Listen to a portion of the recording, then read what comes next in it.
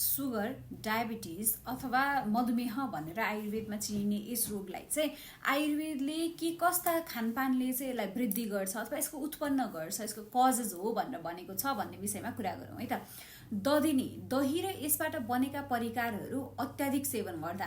ग्राम्य औधुक र आनुप मांसहरूको बढी सेवन गर्दा, पानीमा बस्ने वा दलदल क्षेत्रमा पाइने जनावरहरूको मासु बढी सेवन गर्दा, पायमसी, दूध र यसबाट उत्पादन हुने परिकारहरूको चाहिँ अत्याधिक सेवन गर्दा, नवान्न पानम, नयाँ अन्नबाट बनेका परिकारहरू अथवा पेय पदार्थहरू बढी सेवन गर्दा, गुणवैकृत्य भनेको गुण र भेली अथवा सक्खर हामी भन्छौँ, यसका उत्पादनहरू र यसबाट बनेका अन्य परिकारहरूको अत्याधिक सेवनले, इच्छुरस, उखुको रसको सेवनले, बढी सेवनले, मधुर आहारहरू, चिनीजन्य र मिठा खानेकुराहरू बढी खानाले, कार्बोहाइड्रेट युक्त खानेकुराहरू, पिष्ट अन्नहरू भए यसको चाहिँ अत्याधिक सेवन गर्दाखेरि, अध्यसन, बारम्बार खाने, पचेको छ छैन मतलबै त्यो रिलेसन नै छैन तर खाएको खाइ गर्ने,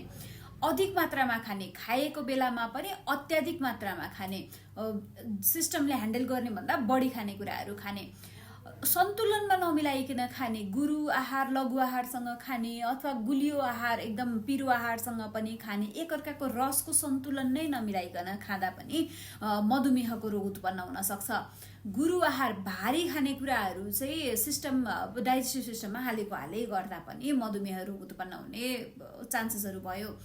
अपच्य भोजनको सेवन गर्नु, यी खानेकुराहरू खाँदाखेरि चाहिँ मधुमेह रोग उत्पन्न हुन्छ भनेर चाहिँ आयुर्वेदिक दृष्टिकोणले कुराहरू भए। अब चाहिँ के खानेकुरा नखाने त, वर्जित के खानेकुरा छन् भन्ने कुरा गरौँ। अमिलो, फर्मेन्ट गरिएका खानेकुराहरू नखाने, फ्रिजमा राखिएका अथवा बासी खानेकुराहरूको सेवन नगर्ने, चिनीजन्य, डाइरेक्ट चिनीजन्य खानेकुराहरू सबैलाई वर्जन गर्ने, सबै कुराहरू छोडिदिने,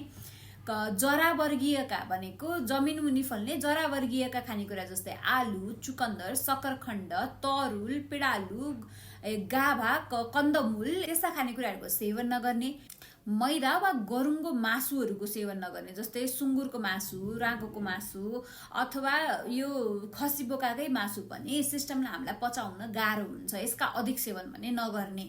तिल अथवा मुङफलीको तेलहरूको प्रयोग नगर्ने, बोसोयुक्त पदार्थहरूको तेल प्रयोग नगर्ने, आइसक्रिम, दही, तारेका मिठाईहरू, बोसोयुक्त वा तारेका परिकारहरू नखाने, च्याउ पनि कम खाने, अत्याधिक खानु हुँदैन र दिनमा 4 पटकको भोजन गर्दा ठिकै हुन्छ। 2टा बिग मिल्स र 2टा सानो स्न्याक्स गर्दा चाहिँ डायबिटिजको पेसेन्ट अथवा मधुमेहको रोगीलाई ठिक्क खानेकुरा चाहिँ हुन्छ।